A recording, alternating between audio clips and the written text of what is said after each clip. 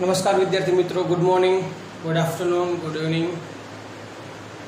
विद्यार्थी मित्रों, 3x3 મેટ્રિક્સના ઇન્વર્સ મેટ્રિક્સ મેળવવા માટેના દાખલાની વાત કરી તો ગયા લેક્ચરની અંદર લાસ્ટ લેક્ચરની અંદર આપણે એક દાખલો કમ્પ્લીટ કર્યો, સ્વાધ્યાય 3.4 નો ક્વેશ્ચન નંબર 15। હજુ વધુ પ્રેક્ટિસ કરવી છે 3x3 મેટ્રિક્સના વ્યસ્ત શ્રેણિક મેળવવા માટે। તો ચલો જોઈએ 3x3 મેટ્રિક્સનો व्यस्त श्रेणिक केम मेळवशुं। आपणी सामे एक मैट्रिक्स है जेने मैं ए वडे दर्शाव्युं छे। क्वेश्चन नंबर 16 छे, स्वाध्याय 3.4 एनसीईआरटी बुक। ओके, तो आ क्वेश्चन ने सोल्व करिए, एनो व्यस्त श्रेणिक मेळवीए जो अस्तित्व धरावे तो आंसर मुजब स्टार्टिंग में जेम लखीए मुजब के a = i a मुजब यहाँ मैट्रिक्स ए लखीश 1 3 -2 -3 0 -5 2 5 0 इज इक्वल टू i मतलब 1 0 0 0 1 0 અને 0 0 1 into a। જે રેગ્યુલર પ્રોસેસ છે કે ડાબી બાજુના શ્રેણિકને એકમ શ્રેણિક બનાવવો, એના માટે પ્રાથમિક પ્રક્રિયાઓનો ઉપયોગ કરો અને જેથી કરીને જમણી બાજુના શ્રેણિકમાં જે કંઈ પણ ફેરફાર થાય અને ફાઇનલી આપણને જે મળશે એને આપણે વ્યસ્ત શ્રેણિક કહીશું। ઓકે, તો હવે કાલનું થોડું રિવિઝન કરીએ, લાસ્ટ લેક્ચરનું થોડું રિવિઝન કરીએ તો મેં તમને સમજાવેલું કે 3x3 મેટ્રિક્સ જે હોય એના સ્ટેપ સમજાવી દો। પહેલા કયા ઘટકને આપણે ક્રિએટ કરશું। માની લો કે આ 3x3 મેટ્રિક્સના 9 ઘટક છે, તો પહેલું કામ આ હશે અને 1 નંબર કહીશ કે આ સ્થાન આપણે જો ત્યાં 1 બનાવશું, જો નહીં હોય તો અહીંયા 0 બનાવશું, મતલબ કે બીજું સ્ટેપ છે। આ ત્રીજું સ્ટેપ, અહીંયા પણ 0 બનાવશું કારણ કે એકમ શ્રેણિક બનાવવા માટે અહીંયા 1 હોય, અહીંયા 0 ને અહીંયા 0 હોય।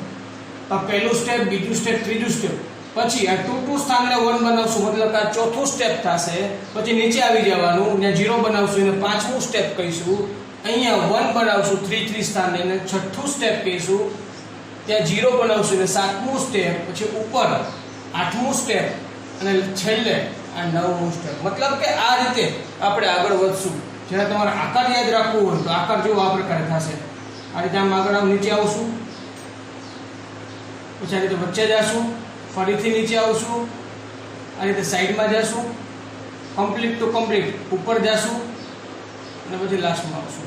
મતલબ કે 1 2 3 4 5 6 7 8 અને 9 આ રીતે 9 ઘટકને એકમ શ્રેણિક બનાવવા માટે 1 અને 0 માં ટ્રાન્સફર કરશું।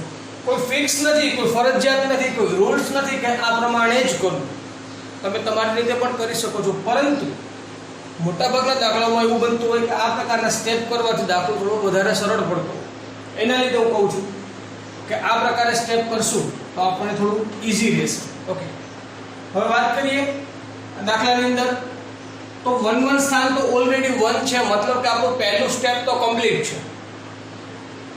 હવે નીચે આવ્યું તો નીચે -3 છે, -3 ને મારે 0 કરવા છે। તો જો -3 ને મારે 0 કરવા હોય તો હું પ્રાથમિક પ્રક્રિયાનો ઉપયોગ કરું કે બીજી હારમાં ફેરફાર કરવો છે, બીજી હારમાં કંઈક ઉમેરો કરીશ। શું ઉમેરો કરીશ? પહેલી હારમાં અહીંયા 1 દેખાય છે, એને હું 3 વડે મલ્ટીપ્લાય કરીને આમાં ઉમેરી દઉં, એટલે કે 3r1 કરું, બીજી હારમાં હું 3r1 ઉમેરું તો -3 + 3 0 થઈ જાય। તો જોઈએ શું ફેરફાર થાય। પહેલી હાર તો એમની એમ જ રહેશે, ત્રીજી હાર તો એમની એમ જ રહેશે, સામેની બાજુ પહેલી હારમાં કોઈ ફેરફાર નથી। ओके, જે ફેરફાર છે બીજી હારમાં છે, બીજી હારમાં મેં પહેલી હારને 3 વડે મલ્ટીપ્લાય કરીને ઉમેરી દીધા એટલે -3 + 3 એટલે 0 થઈ ગયા। પહેલી હારને 3 વડે મલ્ટીપ્લાય કરો એટલે 3 3 9 એટલે બીજીમાં ઉમેરો 0 + 9 એટલે 9 થશે। -2 × 3 એટલે -6, -6 ને આ બીજી હારમાં ઉમેરો એટલે -5 -6 એટલે -11 થશે। અહીં આવી જાઓ અને 3 વડે મલ્ટીપ્લાય કરો એટલે 3 1 3 બીજીમાં ઉમેરી દો એટલે 3 થશે। 0 વડે મલ્ટીપ્લાય કરો એટલે 0 આમાં ઉમેરી દો એટલે 1 જ રહેશે। 0 0 માં ઉમેરો એટલે આ 0 ના 0। ઓકે, તો અહીંયા આપણા બે સ્ટેપ કમ્પ્લીટ થઈ ગયા છે। અહીંયા 1 થઈ ગયા, અહીંયા 0 થઈ ગયા. હવે નીચે 2 છે ત્યાં પણ 0 કરવો હોય તો એ પ્રોસેસ પણ સાથે જ કરી શકે, કાંઈ વાંધો નહીં. ચલો ત્રીજી હારમાં ફેરફાર કરવો છે. શું ફેરફાર થશે? ત્રીજી હારમાં હું ઉમેરો કરીશ. પહેલી હારને -2 વડે મલ્ટીપ્લાય કરી અને ત્રીજી હારમાં ઉમેરી દઈશ. કારણ કે અહીંયા 1 છે એને હું -2 થી મલ્ટીપ્લાય કરું, પહેલી હારને -2 થી મલ્ટીપ્લાય કરું એટલે -2 થાય. અહીંયા ઉમેરી દઈએ એટલે -2 + 2 0 થઈ જશે. ફેરફાર ત્રીજી હારમાં છે એટલે પહેલી અને બીજી હાર એમને લખી નાખીએ ફટાફટ.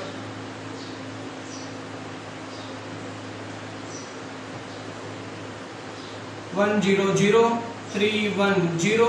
ઓકે, ફેરફાર શું છે? પહેલી હારને -2 થી મલ્ટીપ્લાય કરવાના છે તો 1 * -2 ઉમેરી દો, -2 + 2 0. 3 * -2 -6 અહીંયા ઉમેરી દો. 5 - 6 -1. -2 * -2 +4 ઉમેરી દો નીચે તો +4 થશે. આ બાજુ આવી જાઓ જમણી બાજુના શ્રેણિક ઉપર. -2 થી મલ્ટીપ્લાય કરો પહેલી હારને તો 1 * -2 -2 અહીંયા ઉમેરી દો એટલે -2. 0 ને મલ્ટીપ્લાય કરો એટલે 0 ને ઉમેરી દો એટલે 0. 0 ને મલ્ટીપ્લાય કરો એટલે 0 નામાં ઉમેરી દો એટલે 1 ના 1. તો વિદ્યાર્થી મિત્રો 3 સ્ટેપ આપણા ક્લિયર થઈ ગયા છે. હવે ચોથું સ્ટેપ ક્લિયર કરવા માટે જઈએ તો એ જે 9 છે એ 9 ને મારે 1 કરવા છે. 9 ને 1 કરવા છે તો સ્વાભાવિક છે કે મારે બીજી હારને 1/9 થી મલ્ટીપ્લાય કરવી પડે. બીજી હારને 1/9 થી મલ્ટીપ્લાય કરવી પડે તો જોઈએ શું બનશે. 1 3 -2 1/9 થી મલ્ટીપ્લાય કરો તો આ તો 0 જ રહેશે અને 1/9 થી કરો એટલે 1 થઈ જાય. આ 1/9 એટલે -11/9 આ 0 -1 4. પહેલી હારમાં કોઈ ફેરફાર નથી. બીજી હારને 1/9 થી તો 3 * 1/9 તો 3 3 કેન્સલ એટલે 1/3 થઈ જશે. અહીંયા 1/9 આ 0 -2 0 અને 1. ચલો તો વિદ્યાર્થી મિત્રો આપણે 4 સ્ટેપ ક્લિયર કર્યા. ફર્સ્ટ, સેકન્ડ, થર્ડ અને ફોર્થ. હવે નીચે મારે અહીંયા 0 કરવો હોય તો બસ ઈઝી છે, બીજી હારને ત્રીજીમાં ઉમેરી દો તો 1 + 1 1 આ પ્લસ છે ના માઈનસ છે એટલે ઓટોમેટિક 0 થઈ જશે. એટલે હું શું કરીશ હવે ત્રીજી હારમાં ફેરફાર કરવો છે. શું ફેરફાર કરવો છે તો કે ત્રીજી હારમાં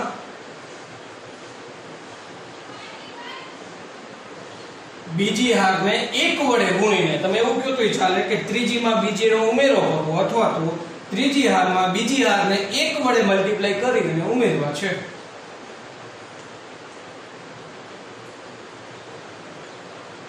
વિદ્યાર્થી મિત્રો જો કદાચ સ્ટેપમાં ઘટશે તો જગ્યા ઘટશે આપણે એટલા માટે થોડો અત્યારથી જ આપણે લોભ કરીએ પ્રશ્ન ના રહે. ઓકે, તો જોઈએ જે કંઈ પણ ફેરફાર છે ત્રીજી હારમાં છે પહેલી બીજી એમને લખી નાખું. 1 3 -2 0 1 -11/9. જો ત્રીજી હારમાં શું ફેરફાર છે, હું ત્રીજી હારમાં બીજી હાર ઉમેરું છું તો 0 + 0 એટલે તો 0 થઈ ગયા. 1 અને મલ્ટીપ્લાય કરો 1 થી એટલે 1 -1 માં ઉમેરાઈ જશે એટલે 0 થઈ જશે. જો અહીંયા શું બનશે, આને 1 થી મલ્ટીપ્લાય કરો એટલે -11/9 એ 4 માં ઉમેરાશે એટલે 4 9 લસા લઈ લો તો -11 પ્લસ 9 4 36 તો 6 - 1 એટલે 5 3 - 1 એટલે 2 25 ના છેદમાં 9 તો અહીંયા આવશે 25/9 ઇઝ ઇક્વલ ટુ જમણી બાજુ જઈએ તો 1 0 0 1/3 1/9 0. લાસ્ટમાં જોઈએ તો બીજી હારને 1 થી મલ્ટીપ્લાય કરી ત્રીજીમાં ઉમેરું છું. 1/3 જે છે આ સ્ટેપ માટે વિચારો, આ 1/3 એ ઉમેરાશે એટલે -2 પ્લસ 1/3 3 લસા લઈ લે 3 આપીએ 3 2 6 એટલે -6 પ્લસ 1 એટલે -5/3 मतलब આ આપણું સ્ટેપ થયું -5/3 સાઈડમાં જઈએ 1 થી મલ્ટીપ્લાય કરો એટલે 1/9 0 માં ઉમેરાશે એટલે 1/9 જ બનશે 1 થી મલ્ટીપ્લાય કરો એટલે 0 અને 0 પાછા ઉમેરાઈ જશે એટલે 1 ના 1 જ રહેશે ઓકે ચલો આટલું ક્લિયર કર્યા પછી તો અહીંયા આપણે 1 2 3 4 અને 5 સ્ટેપ ક્લિયર થઈ ગયા હવે છઠ્ઠું સ્ટેપ ક્લિયર કરવું હોય તો એકદમ ઈઝી છે કે ત્રીજી હારમાં ફેરફાર કરવો છે છઠ્ઠું સ્ટેપ એટલે અહીંયા મારે 1 કરવા હોય તો એનો 9/25 થી મલ્ટીપ્લાય કરવું સ્વાભાવિક છે જોઈ શકાય છે કે 9/25 થી મલ્ટીપ્લાય કરું તો ત્યાં મને 1 મળી જાય કઈ રીતે 1 3 -2 0 1 -11/9 9/25 થી મલ્ટીપ્લાય કરો એટલે આ તો 0 આ 0 ને 9/25 એટલે અહીંયા 1 થઈ ગયા પહેલી હારમાં કોઈ ફેરફાર નથી 1/3 1/9 0 જો ભાઈ -5/3 તો ઓલરેડી છે અને આપણે મલ્ટીપ્લાય કરીએ છીએ 9/25 થી તો 3 3 5 5 એટલે -3/5 થઈ જાય અહીંયા પછી 1/9 તો ઓલરેડી છે અને 9/25 થી મલ્ટીપ્લાય કરો છો 9 9 કેન્સલ એટલે અહીંયા 1/25 થશે 1 તો છે અને તમે 9/25 થી મલ્ટીપ્લાય કરો છો એટલે 9/25 અહીંયા થશે ચલો વિદ્યાર્થી મિત્રો કમ્પ્લીટ તો અહીંયા આપણે 3 4 5 અને 6 સ્ટેપ ક્લિયર કર્યા હવે સાતમું સ્ટેપ ક્લિયર કરવું છે તો મારે અહીંયા -11/9 છે એને ત્યાં મારે 0 કરવા હોય તો ઈઝી છે કે આને 11/9 થી મલ્ટીપ્લાય કરી અને આમાં ઉમેરી દો ફેરફાર બીજી હારમાં છે બીજી હારમાં ઉમેરો કરવો છે ત્રીજી હારને 11/9 થી મલ્ટીપ્લાય કરી વિચારજો આ ત્રીજી હાર જે છે એટલે કે આ ત્રીજા સ્તંભમાં 1 દેખાય છે હું એને 11/9 થી મલ્ટીપ્લાય કરું એટલે 11/9 અહીંયા ઉમેરાઈ જશે એટલે 11/9 -11/9 એટલે 0 થઈ જશે ઓટોમેટિકલી ઓકે તો જો શું ખાશે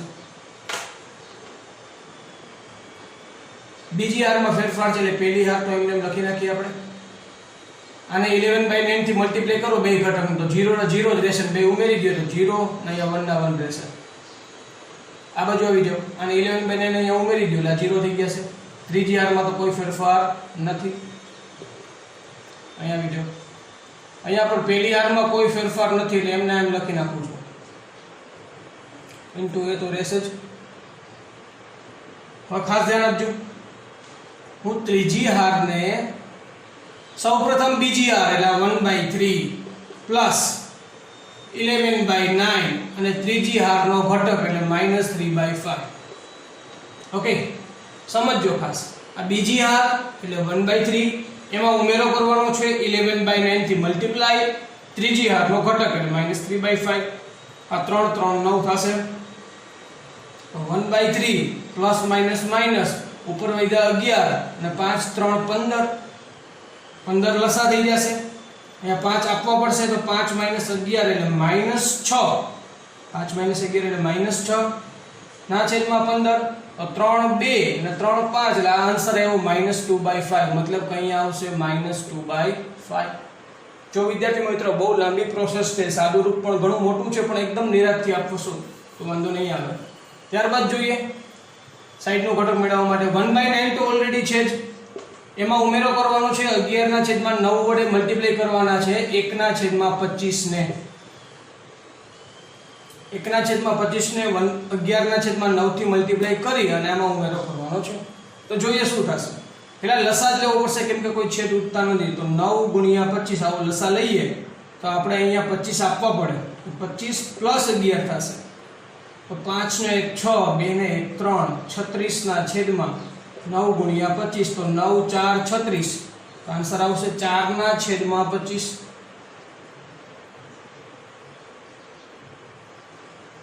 ચલો રેડી ત્યારબાદ અહીંયા તો 0 છે તો બીજી હારનો ઘટક એટલે 0 + 11/9 × 9/25 કારણ કે ત્રીજી હાર ને 11/9 થી મલ્ટીપ્લાય કરો 9 9 કેન્સલ એટલે સીધું આવી જશે 11/25. ઓકે ચલો બધું કમ્પ્લીટ કર્યું. હવે આગળ વધીએ. ત્રીજી હારમાં કોઈ ફેરફાર નથી.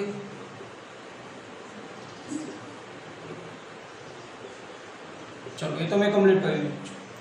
તો મારે 3 2 5 6 અને 7 સ્ટેપ ક્લિયર થયા. હવે 8મું અને 9મું સ્ટેપ હું જો બંને જોડે લખું તો પણ ચાલશે. મારે અહીંયા -2 ના બદલે 0 કરવા છે. એકદમ ઈઝી. તમે કહેશો સર ત્રીજી હારને 2 થી મલ્ટીપ્લાય કરી ઉમેરી દો 0 થઈ ગયું. ત્યારબાદનું સ્ટેપ આવશે કે આને 0 કરવા છે 3 છે ત્યાં. સર બીજી હારને -3 થી મલ્ટીપ્લાય કરી અને ઉમેરી દો તો પણ ચાલશે. તો જોઈએ શું થાય. પહેલા હું શું કરીશ આ સ્ટેપ મુજબ 8મું સ્ટેપ જે છે મારું એ મુજબ પહેલી હારમાં ફેરફાર કરવો છે. પહેલી હારમાં ઉમેરો કરવો છે. કોનો ઉમેરો કરવો છે તો કે ત્રીજી હાર જે છે એને 2 વડે મલ્ટીપ્લાય કરી ત્રીજી હારને 2 વડે મલ્ટીપ્લાય કરીને ઉમેરી દો તો ક્યાં 0 થઈ જશે. 2 થી મલ્ટીપ્લાય કરો એટલે તો 0 0 રહેશે. ઉમેરી દો એટલે 1 3. 2 થી મલ્ટીપ્લાય કરીને ઉમેરી દો એટલે 0 થઈ ગયા. બીજી હાર કે ત્રીજી હારમાં કોઈ ફેરફાર નથી. ખાસ અહીંયા ધ્યાન રાખજો.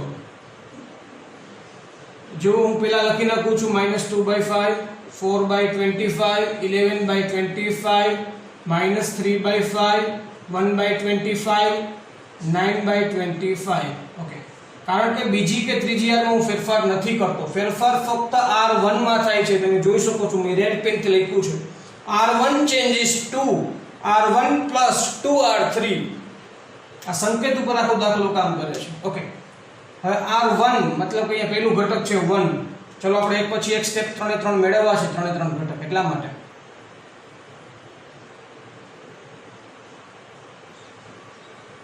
તો જોઈએ. પહેલો ઘટક 1 તો છે એમાં ઉમેરો કરવો છે. શું ઉમેરો કરશું?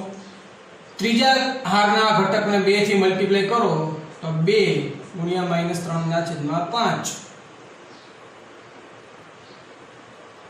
ઓકે 5 લસા લઈ લો. 5 અહીંયા આપવા પડશે એટલે 5 1 5 પ્લસ માઇનસ -3 2 6 5 - 6 એટલે -1/5. આ ઘટક મને જે મળે છે -1/5 મળશે. ત્યારબાદ જોઈએ બીજા ઘટક માટે વિચારીએ તો ઓલરેડી 0 છે તો 0 પ્લસ 2 વડે ત્રીજી હારનો ઘટક મલ્ટીપ્લાય થાય તો ત્રીજી હારનો ઘટક 1/25 છે એટલે 2/25 અહીંયા થશે. એવી જ રીતે ત્રીજા ઘટકની ચર્ચા કરીએ તો ત્રીજા ઘટકમાં ત્યાં 0 છે. જો અહીંયા 0 છે એના માટે 0 પ્લસ 2 વડે મલ્ટીપ્લાય કરો ત્રીજી હારનો ઘટક એટલે 9/25 તો 9 2 18/25 થશે અહીંયા. ઓકે તો ચલો વિદ્યાર્થી મિત્રો આ સ્ટેપ પણ આપણે ક્લિયર કર્યું. હવે ફેરફાર શું છે ફક્ત જોઈએ. 1 2 3 4 5 6 7 8 સ્ટેપ ક્લિયર થયા. મતલબ કે એકમ શ્રેણિક બનવામાં હવે એક જ ઘટકને આપણે શૂન્ય બનાવવાનું બાકી છે. એ ઘટક છે આ ઘટક. જો એના માટે આપણે R1 માં ચેન્જીસ કરવાનો છે. R1 માં ઉમેરો કરશું બીજી હાર કારણ કે બીજા સ્તંભમાં એ 3 છે. સ્તંભ 3 ક્યાં છે? બીજા સ્તંભમાં. તો બીજા સ્તંભમાં ચેક કરવાનું કે બીજા સ્તંભમાં 1 જોવા મળે તો કે હા બીજી હારમાં 1 છે. ઓકે તો બીજી હારને -3 થી મલ્ટીપ્લાય કરો. બીજી હારને -3 થી મલ્ટીપ્લાય કરીને પહેલી હારમાં ઉમેરી દો.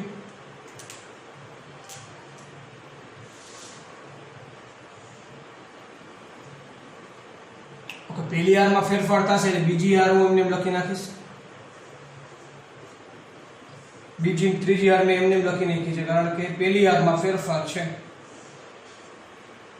-2/5 4/25 11/25 -3/5 1/25 9/25.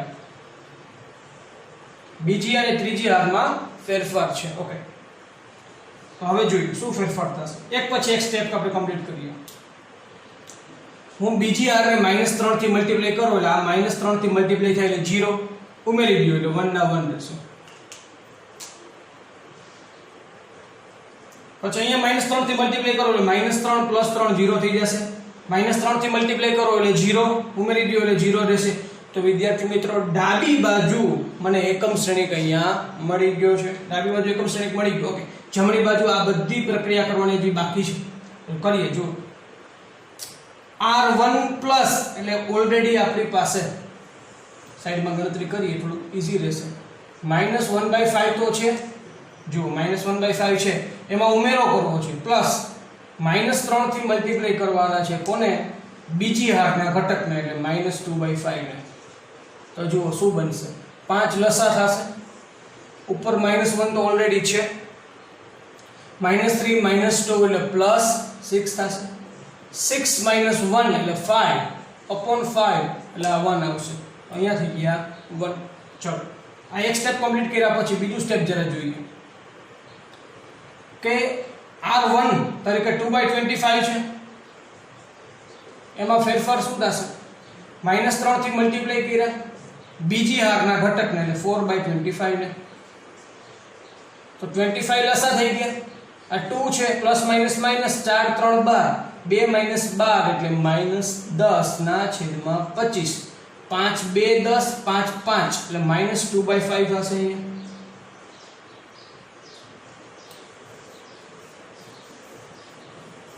જોઈએ છેલ્લા ઘટક માટે ઓલરેડી 18 ના છેદમાં 25 છે. -2 થી મલ્ટીપ્લાય -3 થી મલ્ટીપ્લાય કર્યા છે.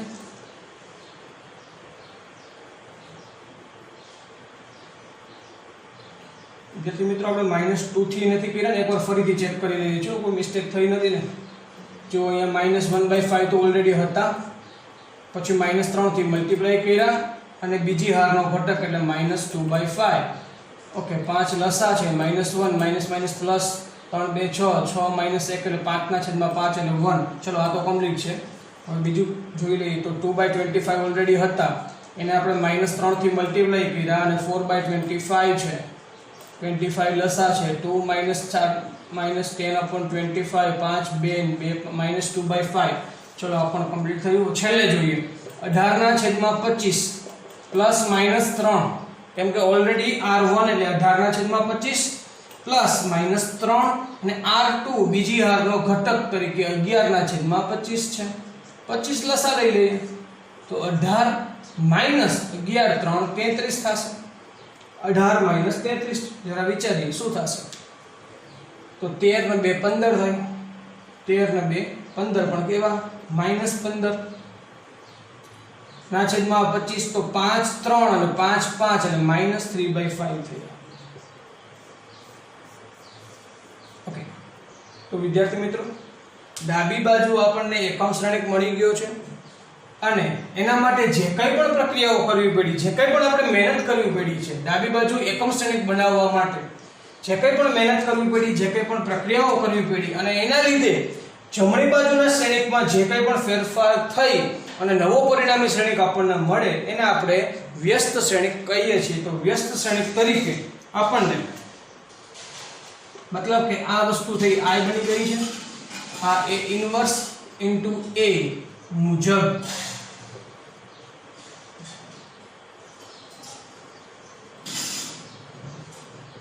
A ઇન્વર્સ બરાબર હું અહીંયા લખું છું વ્યસ્ત શ્રેણિક 1 -2/5 -3/5 -2/5 4/25 11/25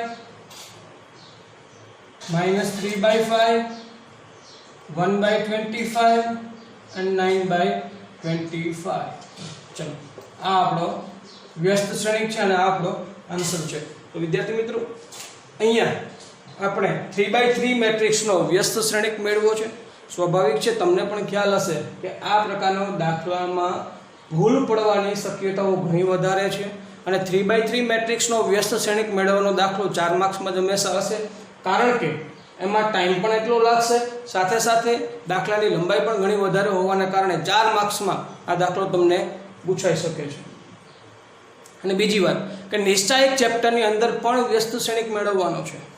એટલે જો ફાઇનલી તમારી એનસીઈઆરટી બોર્ડની એક્ઝામમાં તમને એવું કહે કે પ્રાથમિક પ્રક્રિયાઓનો ઉપયોગ કરી, એલિમેન્ટરી ઓપરેશનનો ઉપયોગ કરી અને પ્રાથમિક પ્રક્રિયાનો ઉપયોગ કરી અને વ્યસ્ત શ્રેણિક મેળવો, તો તમારે આ રીતે મેળવવાનું છે.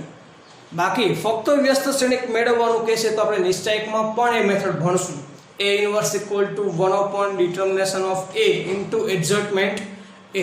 આ મેથડથી, આ ફોર્મ્યુલાથી પણ આપણે વ્યસ્ત શ્રેણિક મેળવી શકીએ. નો ડાઉટ એમાં પણ લોંગ મેથડ જ છે, પણ થોડુંક ઇઝી એટલા માટે પડે કારણ કે વિદ્યાર્થીઓને જો કોઈ અઘરી લાગતી વસ્તુ હોય ને તો એ વસ્તુ આ છે. મેં રેડ પેનથી જે સંકેત લખ્યા છે એ મોટાભાગના વિદ્યાર્થીઓને અઘરા લાગે છે, પણ ખરેખર એ અઘરી વસ્તુ નથી. એનાથી ડરવાની કોઈ જરૂર નથી. એકદમ ઇઝી વસ્તુ છે. મેં તમને જે સ્ટેપ સમજાવ્યા છે, ડાબી બાજુ એકમ શ્રેણિક બનાવવા માટે જે 9 સ્ટેપ મેં કીધા છે એ સ્ટેપ પ્રમાણે તમે કામ કરતા જાઓ. બીજું ના વિચારો, ઓટોમેટિકલી રચના એવી થશે કે જેથી કરીને ડાબી બાજુ એકમ શ્રેણિક એકદમ ઇઝીલી બની જશે. ઓકે, તો વિદ્યાર્થી મિત્રો હજુ પણ એક 3x3 મેટ્રિક્સનો દાખલો છે. નેક્સ્ટ લેક્ચરની અંદર, થોડી જ વારમાં નેક્સ્ટ લેક્ચરની અંદર એ 17મો દાખલો 3.4નો કમ્પ્લીટ કરશું. ત્યારબાદ 2-3 MCQ કમ્પ્લીટ કરી અને સ્વાધ્યાય 3.4ને આપણે ક્લિયર કરશું. Thank you.